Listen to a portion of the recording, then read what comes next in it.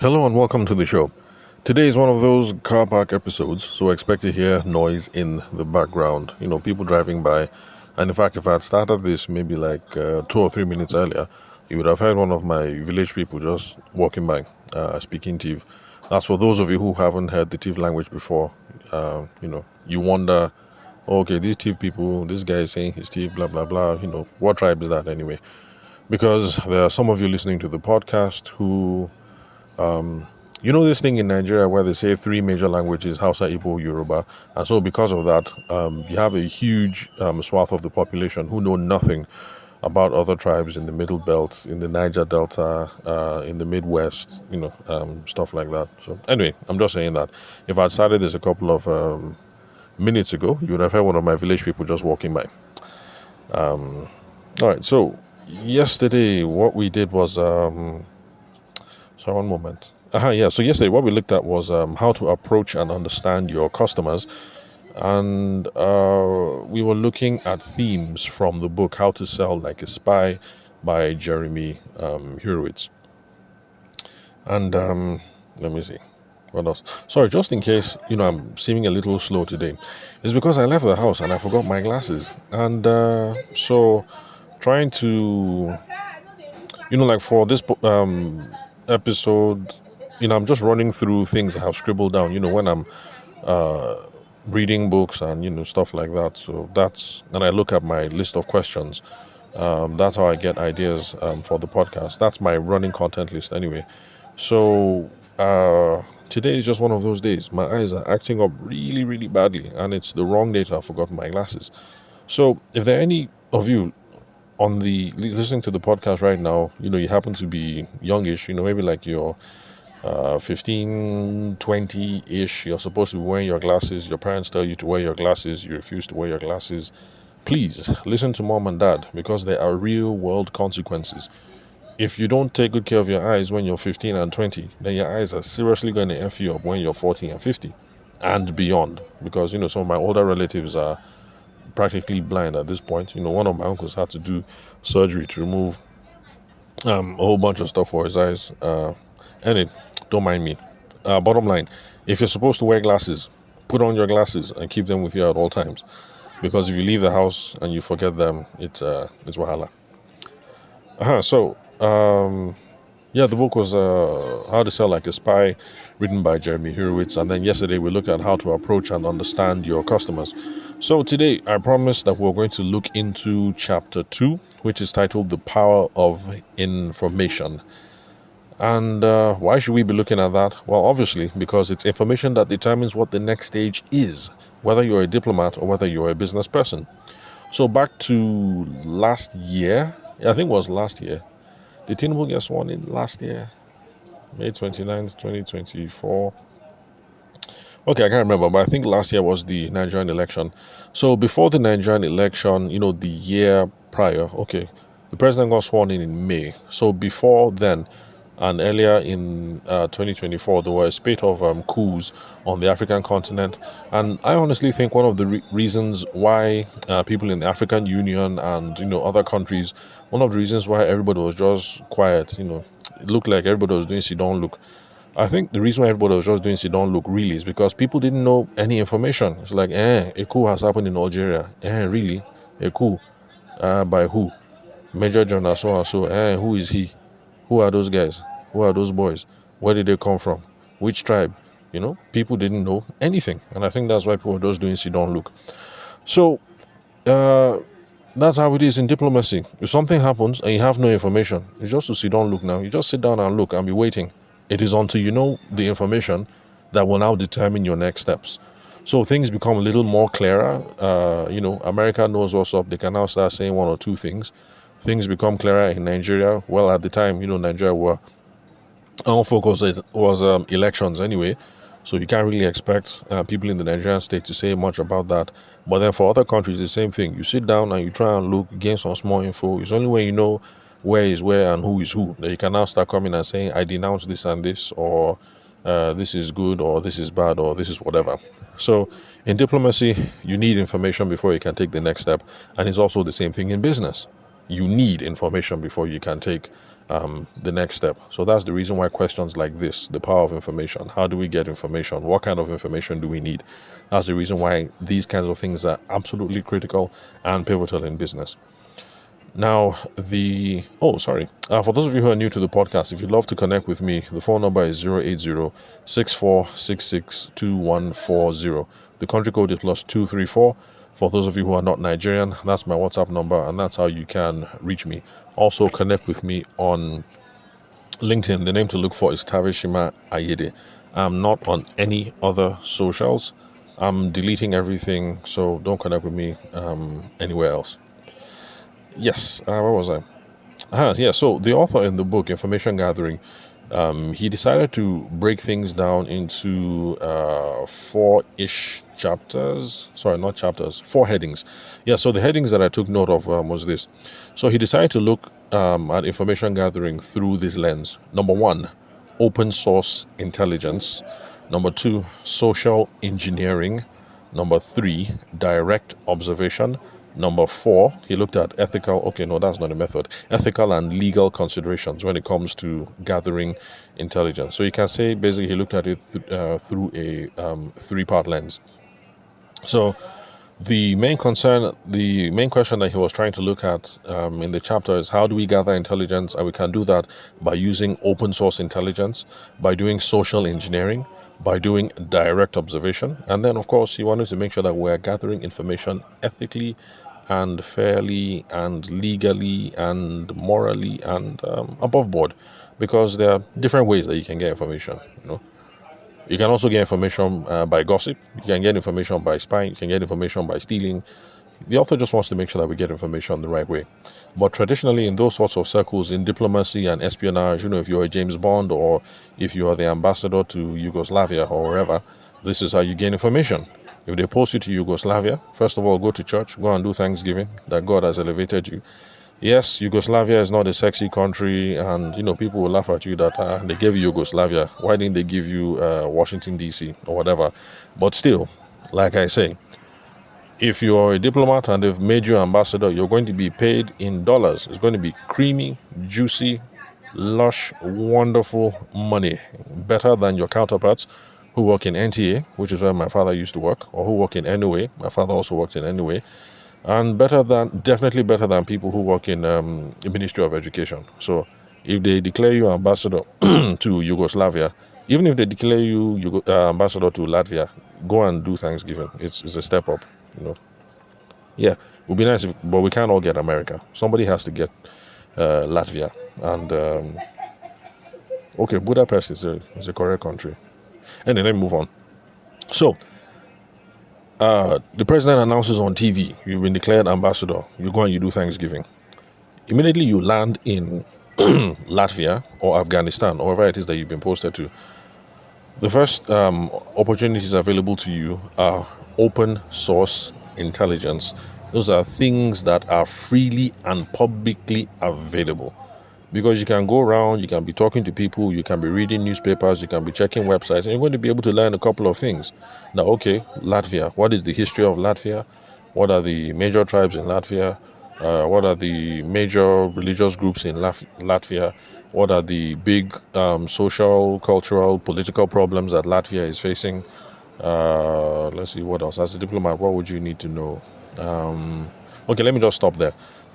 I did not study diplomacy and international relations, so all these things I'm saying, I'm just freestyling. So those of you who studied international relations, you will know whether what I'm saying is correct, or not. But I'm guessing, or at least Misha, if they posted me as diplomat as ambassador to Latvia, and yes, if you do have the number of the president, put my name there. If the guy sends me to Latvia, I'll go, so long as they pay me in dollars.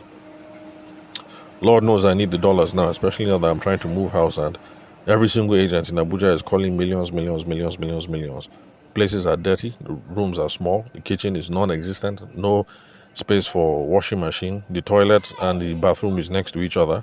As in, if somebody is bathing, another person is pooping the water, you will just be staining each other. I mean, it's terrible. Houses in Abuja are terrible. What was I? So, if the president is your friend and they're looking for an ambassador to Latvia, please give President Tinubu my phone number. I will go. So if I've been made ambassador to Latvia, these are the sorts of things that information I'll try and get. But this is not the information that I need to become a spy or need to do anything dangerous to get, because this is information that is open source. It's there and it's freely available and it's there for the taking.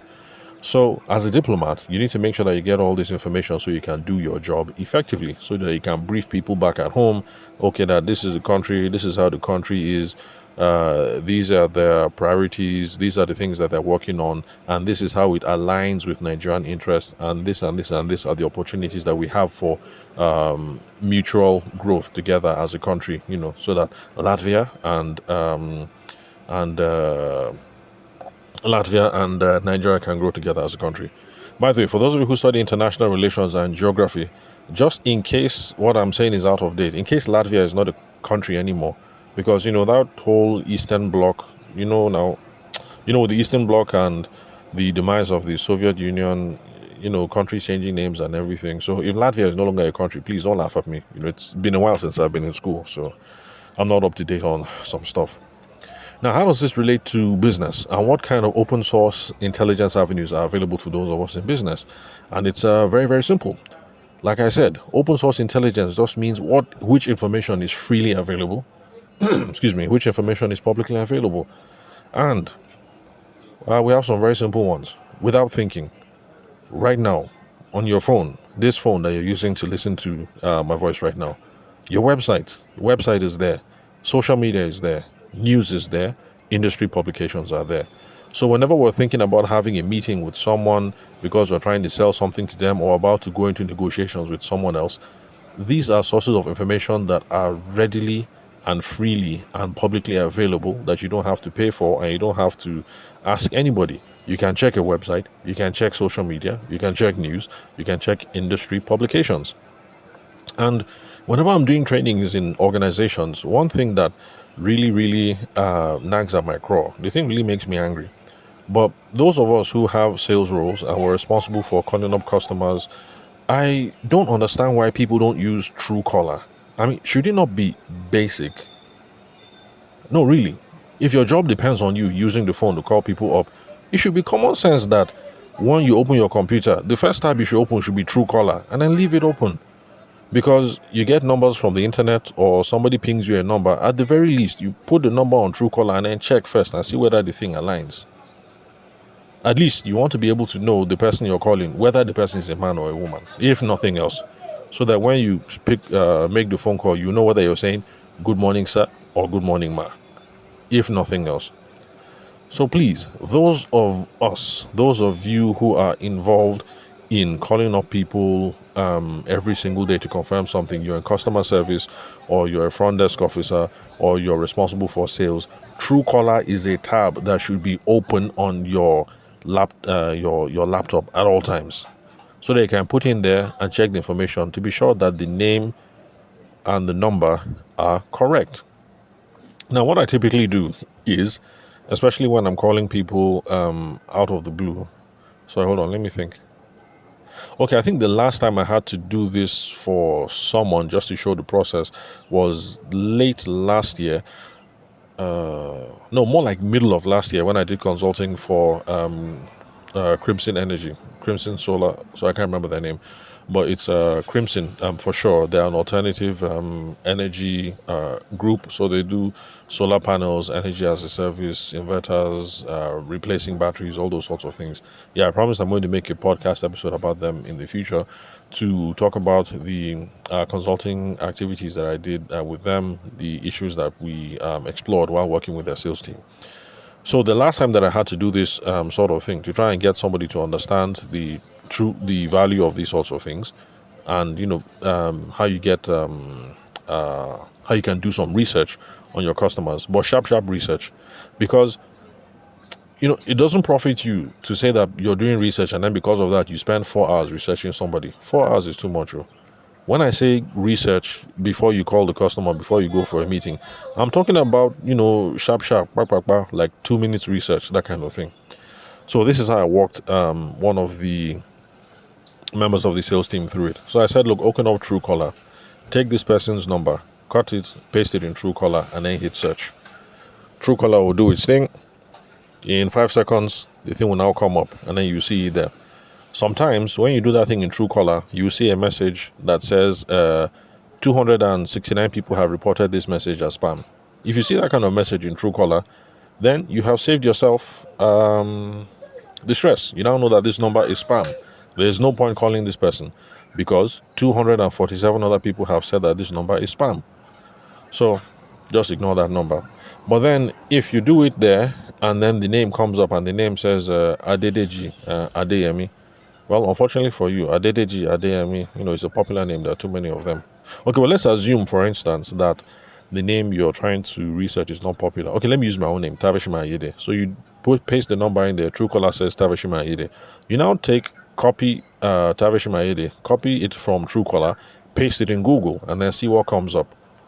From the search results that come up in Google, it will give you a sense that, okay, this Tavishima Ayede guy, who is he? What's he about? What does he do? Blah, blah, blah. There'll be a couple of links there.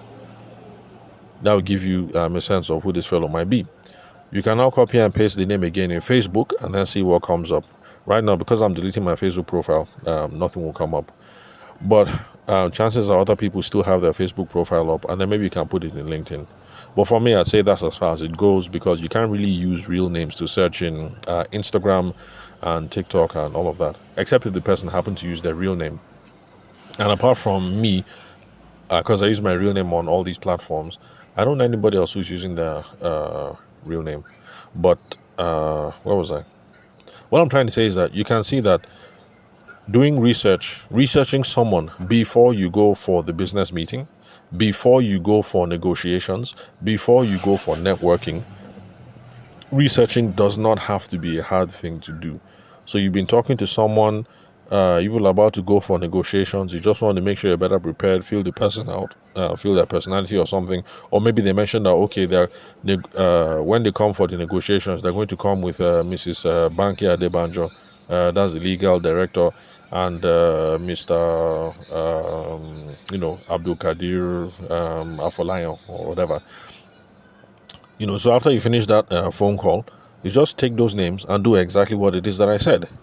Copy and paste in Google, see what comes up. Copy and paste in Facebook, see what comes up. Copy and paste in LinkedIn, see what comes up. Look at the company website, see what comes up.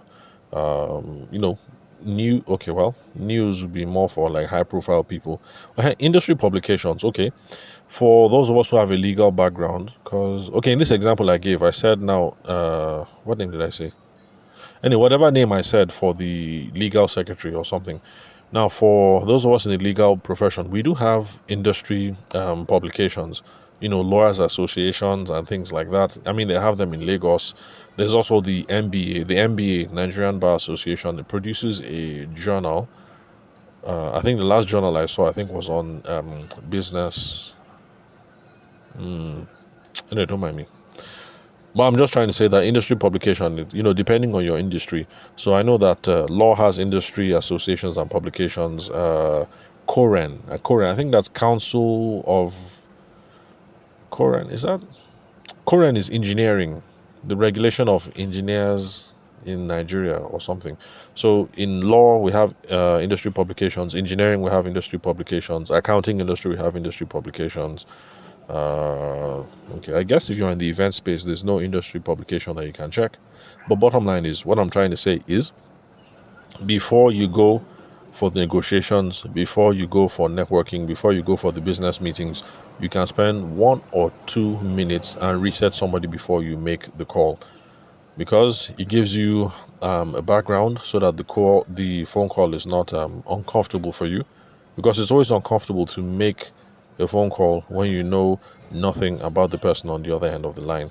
Well, yes, because in Crimson, that's also one thing I had to tell people of the sales team, because they had to call numbers of people who had responded to Instagram advertisements. And I told them, look, one of the reasons why you guys are hesitant is because it really is hard to just look at a block of 50 numbers and then all you have is a name, Kunle Afolayan, and then a phone number.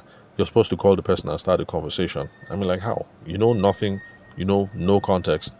So sometimes it helps to just do that simple whatever. There's a name, there's a phone number, copy, paste in Truecaller. Okay, the name is correct. It checks out. Copy in Google, see something. Anyway, let me not stretch it unnecessarily. The point I'm just trying to make is that for diplomats, there's a way to get information freely about the country that you're in and about the people that you're going to meet. And then for business people, there's also a way to get information freely about the context that you're in, the company you're going to work for, the people that you're going to do business with, the company that you're going to do business with. If you're chasing prospects, the people that you're trying to get to be as customers, the people you're about to walk into a negotiations meeting with. If you're going for networking, some networking associations give you a list ahead of time of people who might be there. You can now get a sense of who might be there and decide who it is that you want to talk to. So there are ways that you can get that information freely. So use the websites of your friends, your competitors, your potential clients, your stakeholders. Use their websites, check their social media, pay attention to the news. You can set Google alerts so that when certain things drop, it shows in your email. And then keep abreast of industry publications and you shall be fine. But remember, for those of you who every single day your job demands you being on the phone, when you enter into the office and the first thing you do is you eat your rice and beans for breakfast. Oh, by the way, after you do that, go and put tom-tom in your mouth. Nobody needs to know that you just finished eating rice and beans with fish stew. So after you do that, you eat your tom-tom, you wash your plate, you open up your computer. The first tab you should open, it is only practical, please, is Truecaller. After Truecaller, the next tab you should open should be Google. As you Truecaller the number and you see the name, take the name, paste it into Google, see what comes up. If nothing else, at least you know that the person you're calling is a man or a woman, so that when you call, you can confidently say, "Oh, good morning, sir," or "Good morning, ma," if nothing else. So that's it pretty much. And remember, if you would like to connect with me, those of you who are listening to the show for the first time, the number to use is 080-6466-2140. The country code is +234 for those of you who are not Nigerian. And then connect with me on LinkedIn. That's my only socials for now. We'll continue with let me see, what did we do? Okay, the author said that there are 3 things: open source intelligence, social engineering, direct observation. Okay, we only did one, which is open source intelligence. So tomorrow we're going to look at social engineering and then direct observation, depending on how much time it is that we have. So no, tomorrow, that's what we're going to do.